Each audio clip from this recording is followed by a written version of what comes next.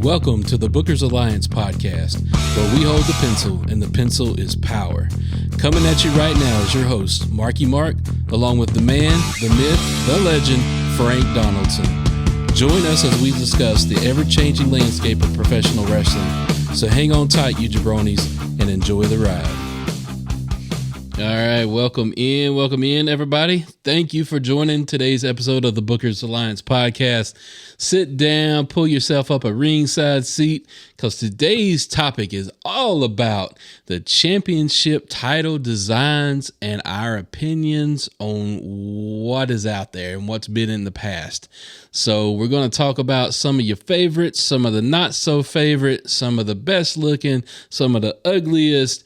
You know, I'm sounding like Bianca Belair there, the EST. Right. Yeah, there you go. The ugliest, the worstest, the baddest, all of the S. So, Frank, how we doing today, man? Oh, so far so good. I'm excited to talk about belts here. After we just saw on Raw recently, Triple H and WWE has unveiled a new title design, the World Heavyweight Championship is making a return with a little ode to the big gold belt with a little WWE flair in there. So got me in the mood to talk about some belts here. So let's get to getting it. Yeah, that new design, as they announced it, started surfing the old Twitter machine there, looking at things, seeing people's opinions. You know, some people were loving it. Some people were hating on it. Some people were bagging it. Some people were saying, man, come on. They just took a big logo and put it on the front of it. And I'm like, you know what, though?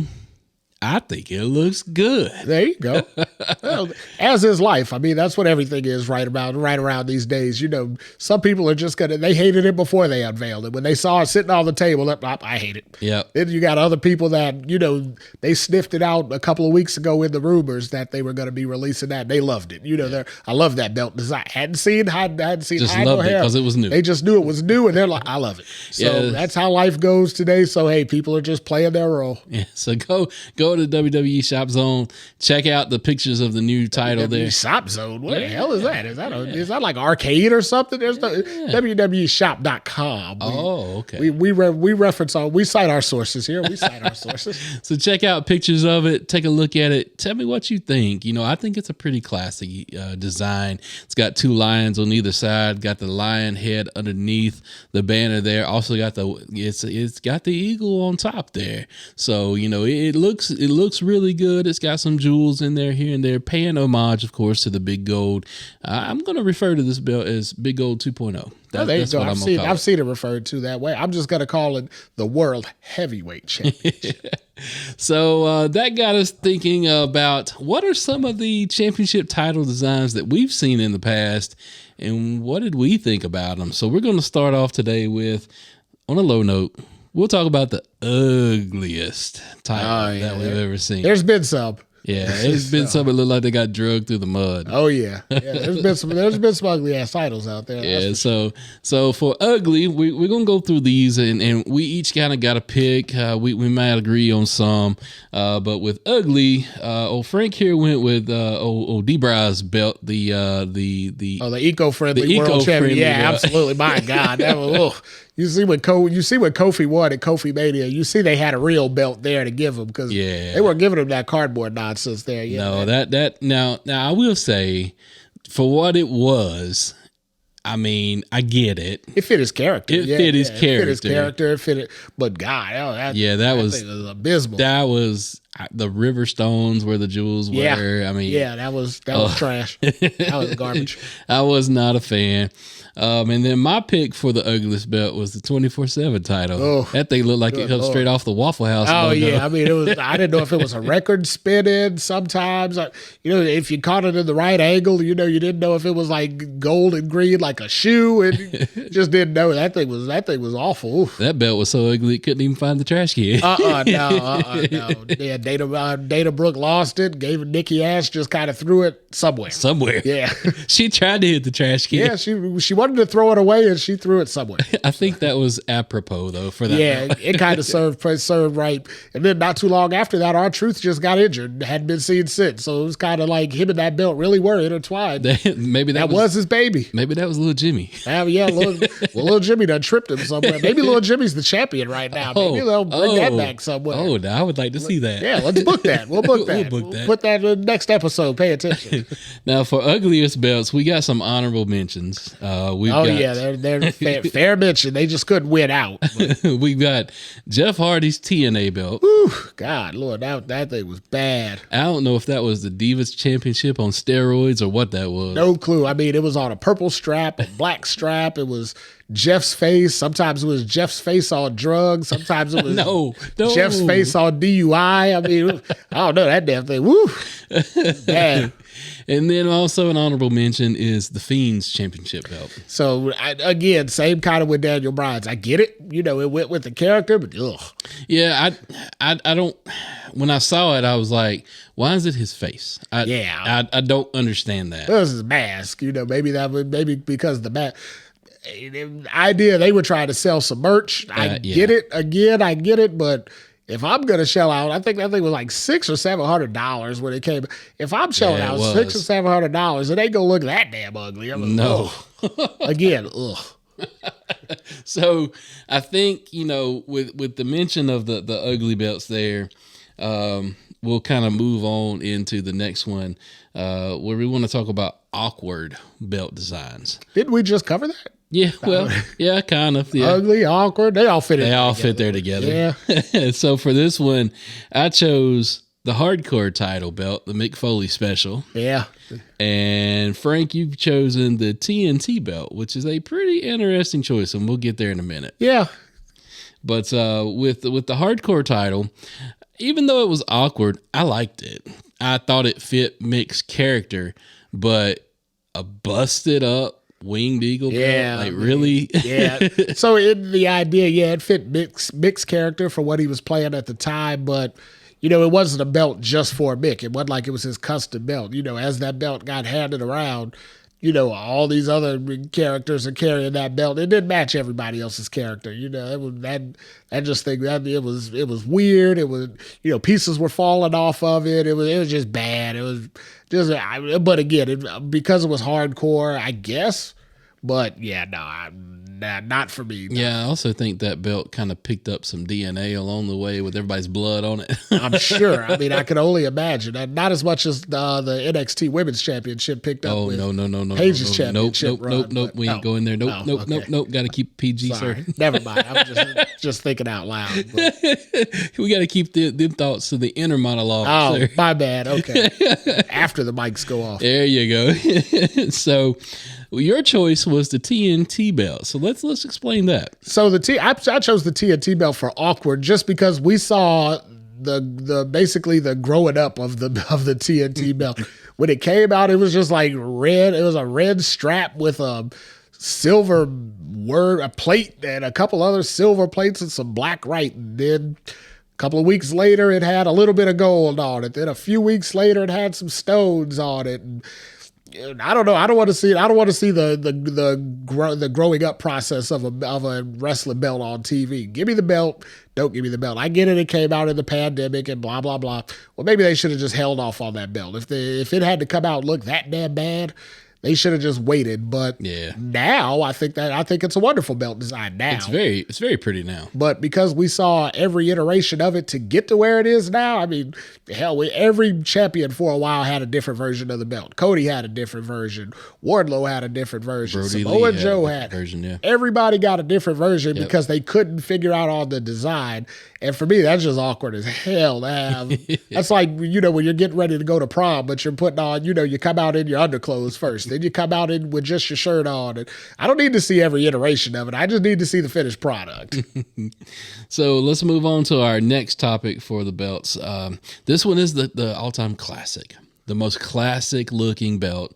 For this one, I chose the 10 pounds of gold, the NWA title, and you have chosen the Winged Eagle. Yep. So the Winged Eagle for me, I mean, it's the belt of my childhood. It's the belt that I remember growing up, and you know, when they started spanning off into belts, that was kind of a shock. You know, the Winged Eagle went from 88 to 98, and then, you know, that was basically the highest point of wrestling up until that point.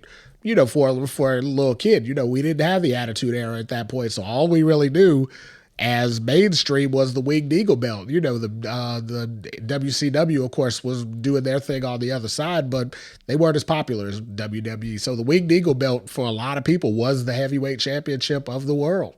Who do you see when you see the Winged Eagle belt? What wrestler do you? You see Hogan. Yeah. I see Brett. Yeah, see, well, that makes sense because you weren't a Hogan fan. No, I wasn't. So when Hogan was running around with the belt, you didn't really see him like that. You know, you weren't watching. So it would make sense. But I remember at the main event in February of 1998 when Hogan debuted that belt and then lost it subsequently to Andre the Giant that same night. That was the first time we'd seen the belt. And I just remember seeing it that day, and I knew it was something different other than the Hogan 86. Right. I looked at it and I said, my God, that's a thing of beauty right there. That big eagle was out, stretched out past the plate and all that. And I said, man, that's a gorgeous belt. Then maybe 20 minutes later, it was on Andre the Giant's shoulders. I said, damn, that's an ugly belt. What the hell? Get that thing out of here. Where's the Andre 87 at? But yeah. That one is definitely a classic belt. My pick was the 10 pounds of gold, the NWA belt. Yeah. That belt has been all over the world. Yeah. On many pro wrestling shoulders. Still traveling around. I mean, I know it's probably in somebody else's hands right now, but the last one that I remember having. Tyrus has it. Yeah, Tyrus has it. So for me, I remember that's a disgrace for that belt. I remember Nick Aldis holding it, a couple, maybe a year or so ago. I remember Harley Race wearing that belt. I mean, we could go back to the 70s. Yeah. I had Dusty Rhodes, Ric Flair, Cody wore it. I mean, Dusty and Cody wore the belt. Barry Windham. So many different names held the 10 pounds of gold. I mean, it's an iconic belt. If we had picked a topic for iconic belt, that would have been the top. But, we went with classics, so that's going to be a classic. Yeah, and, I remember that belt getting bounced around, in my childhood. So whereas you had the Winged Eagle, I had that NWA title. So let's move on from classic and go into best custom. So there's been some instances where your champion wins the title, and then the next night they come out on TV and the title is something that doesn't even look like what they won. Absolutely not, but it makes it fun, It does make it fun. So I picked Steve Austin's Smoking Skull belt, and Frank, you went with the $1 million belt. Yeah, I just remember the $1 million belt because I mean for me that was just like I really thought it cost $1 million. Looking at everybody did looking at it. That thing is gold with $1 million diamonds on it. It had to cost $1 million. But your choice, the Smoking Skull belt. I mean, I remember when they debuted the big gold belt, not the big gold, but the Big Eagle belt they call it. When Austin got that right out when they retired the Winged Eagle, and I thought the Big Eagle was a beautiful belt. So when he came out with the Smoking Skull, what the hell we need that for? Yeah, it pissed a lot of people off. Yeah, I wasn't really a fan of it. I mean, I liked the belt we had. We had just got it, so I'd only seen it for a week. And that was actually the shortest lived belt that we got in the modern era wrestling, at least, because we really only had it for 3 years because of that damn Austin. But if anything, talking about a belt fitting a character, those two belts fit those two men. Yeah. The $1 million belt fit the $1 million man, and then the Smoking Skull belt, basically with Austin just running a rough shot and, pissing everybody off, not giving a damn what anybody thought. I mean, that was his belt. Yeah, well, those are the epitomes of custom belts. I mean, and the same man wore both belts. That's it. That is funny. Look at that interesting tidbit of information there. I know there's what is it, the A&E specials that they're doing now. I know they're going to do one with Austin. They may have already done it. I don't know. I don't have A&E, so I don't get to keep up on it. But I know they're doing one with Austin and that Smoking Skull belt. So I have to go hunt around on the app and see if I can find it. They may have already done it. But yeah, that'll be an interesting episode. Look at Austin trying to find his original Smoking Skull belt. That'll be fun. Yeah, and there's been some other custom ones, along the way. People have had, their own. Randy Orton had his. Yeah. Eddie Guerrero had one at one point. Yeah, they made a lot of different custom belts for, especially now, on the WWE shop. Everybody's got one now, Would you say the Warrior started that trend? So Warrior just changed the straps. He did. He changed the color of the straps. He wasn't the first to do that, but he was definitely the most colorful with it. He made it look really good. The bright neon colors. Yeah, because that was the early '90s. That was kind of the one thing to do then. Everybody was neon. Fresh Prince and all that was out. Right. So, everybody was neon then. So, yeah, maybe he was the originator of it. That gives him something good. There's something good we can talk about the Warrior. Yeah, he did. Damn, he was an originator or something. All right. So our next topic, we're going to talk about the most gaudy looking belt. Yeah. So for everybody out there that may not know the term gaudy, it's over exaggerated, just blown up, just in your doing the most. Yeah, it's trying to be everything all in one shot.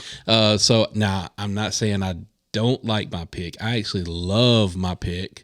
But it is gaudy, and that is the AEW title. Yep. And, Frank, you went with the spinner belt, the John Cena special. Yeah, so that's the thing. So jewelry is usually what's referred to as gaudy because, jewelry just big and over the top. But that doesn't mean it's ugly. I mean, now don't get me wrong, the spinner belt was ugly. I mean, it was, the spinning thing and all that. And then, as I said, the spinner belt, you came back and said, "Oh, I like the rated R belt." Oh my God, that thing was uglier. So there was ugly, then there was ugly ass. That rated R belt was an ugly ass. But you can't forget the U.S. title that spin too. Yeah, that was so. Again, that was another one of those that we only kind of had for a little bit. We only had that for a few months, and then it kind of went away, which was cool. Coming for a few months was great. When Cena introduced the spinner heavyweight belt, I'm like, okay, cool for his character. He was doing the whole rap thing. I remember it was the cover of his rap album. Great, cool for this character. When that character goes away, go ahead and bring back the undisputed belt that like Brock and Kurt Angle and all them had worn. Right. And they didn't. And I said, well, what the hell? Where's because I like the undisputed title. I really like that belt. And it much like the big gold, went away real quick for a damn custom belt. Yeah, and then with the AEW belt, that belt is over flashy, over stoned. It's in now your it's face. Got Burberry on it, for Christ's sake. I even like that one. Sorry, dude. There's something about that belt though, even though that it is flashy as hell. I love that belt. So I don't love it. I don't dislike it, but it's a like. It's a statement piece, to say the least. I like it. I don't love it. I wouldn't buy it. So you're talking to a belt collector here, so I wouldn't buy it. I'm talking to Kenny Omega? No. Oh, okay. No, he's collected belts from a whole bunch of places that ain't nobody ever heard of before. He's went with the Guardians of the Galaxy. There you go. Yeah, he's got all the belts that were just kind of floating around out there. But moving on, we'll talk about the most forgettable belts.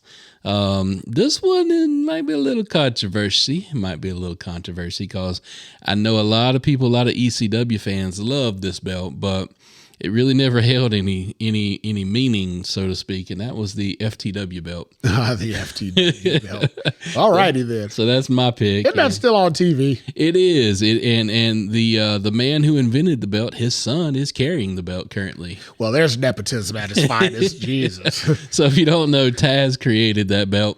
That was a belt in ECW, and man, I'm hoping I get this right. But if I remember right, there was a storyline in ECW where Taz he couldn't get the title shot he thought he deserved, and he said, well, if you're not going to give me a title, I'm going to create my own title and carry it around. And that's where the FTW was born. Now, FTW, we're going to let your imaginations run. We can't really say what that belt really is, but let's just say it is the F the World belt. All righty then. You see how forgettable that damn belt. I don't remember none of that. I remember the physical belt. I don't know nothing about the story of how it got there. So yeah, it was pretty damn forgettable. Yeah, and so let's switch over to Frank, your pick there. The women's WWE tag team belts. Wow. Yeah. Ooh, so okay, let's get into that. So yeah, quick story. So we're not going to spend a lot of time on it, but when the women's titles came back here recently, what was that, 2019, 2018, somewhere in there, I remember they came out and they said, you know what, the women's, the first ever WWE Women's Tag Team titles. And I said, well, wait a minute. In the late 80s, I remember like Jumpin' Bob Angels and the Glamour Girls. We had women's titles before. What the hell do you mean the first ever? This wasn't even that long ago. It was 25 years, 30 years back. Everybody that was involved was alive. How the hell do you just erase that history? I don't know. Whatever they did, they erased it. So they forgot those versions of the titles. And apparently Creative is forgetting the current versions of the titles because as we speak, I don't even know what they're doing with the titles right now. I mean, they've been misbooked. They've been poorly booked. They've caused Sasha Banks to leave the WWE twice. I mean, nothing good has came out of these women's titles except for the fact that they're titles. Yeah. That's all the purpose that they've served, and none of it's been positive. So I think because they introduced the titles, and this is just me, they introduced the titles without having quote unquote lineage tag teams. Yeah. For them to be on. Yeah. I mean, when you think of tag teams, you got the Usos. Yeah. You've got the Rockers, the Midnight Express, the Road Warriors. You've got, even going into the 3-man tag teams, the New Day, Fabulous Freebirds. I mean, go into all of those, right? Yeah. But when you bring back out these titles, name me one solid tag team that was in the women's division when they introduced the titles. The Iconics. That was the only one. Yeah, but they didn't put those. They didn't put the belt on them. They weren't even in the running when it got down to it, which was the problem. And maybe the Bella Twins. I mean, if you want to count, they were kind of out by that point, I think. But that was the problem. It was a hodgepodge division where they just kind of they teamed you. Who are you friends with? Okay, you're now a team. Go for it. Well, Sasha and Bayley won, and then they lost to the Iconics at WrestleMania. And they were so upset about it that they left the company for a while. But in effect, they lost to the only women's tag team that existed at the time. I mean, the Iconics were the only team that should have had those belts at that time because they were the only, as you said, natural women's tag team in the whole division. And then all the other girls got mad when they won the belts. So it's like, well, damned if you do, damned if you don't. If they wanted, and this is my opinion, a little tangent, but we'll get back on topic here in a second. If they wanted to create a women's belt to give more women opportunity to win a title belt, why not create a women's Intercontinental Championship? Yeah, a mid-card belt. Yeah, a mid-card Like you said, find something else because there's not enough. If they had 4 good tag teams, like if the Bellas were there, which at the time they weren't. Say the Bellas were still there. Say Trish and Lita were still there because they're on the other side now where they're not going to be contended for your main titles anymore. So let's say they were there. The Iconics were there. You still need one more team. If you had 4 teams, then the women's tag belts would have been great. But I remember there was a groundswell movement about, we want women's tag titles and it was going around. It was trending all over Twitter, and WWE caved. I mean, they said, hey, we listen to our fans, so they bought into it, but they only bought into it on name value alone. They didn't put enough creative behind it. They didn't develop teams out of like NXT. That's where they need to go, is go to NXT and start developing teams. Agreed. And then start graduating those teams up to the main roster as natural teams that everybody hasn't seen already do, crazy singles runs in the past, and then let them start contending for the belts. But, when you're throwing together, hell, Carmella teamed up with everybody for all. Chelsea Green has teamed up with everybody she's encountered for a while. Every time there's an injury, Chelsea Green has a brand new tag team partner. So, I mean... Liv Morgan, Yeah, it's a hodgepodge division where you're just throwing people together, like, oh, who ain't doing nothing right now on Raw? We've got 30 women on the roster. Who ain't doing nothing?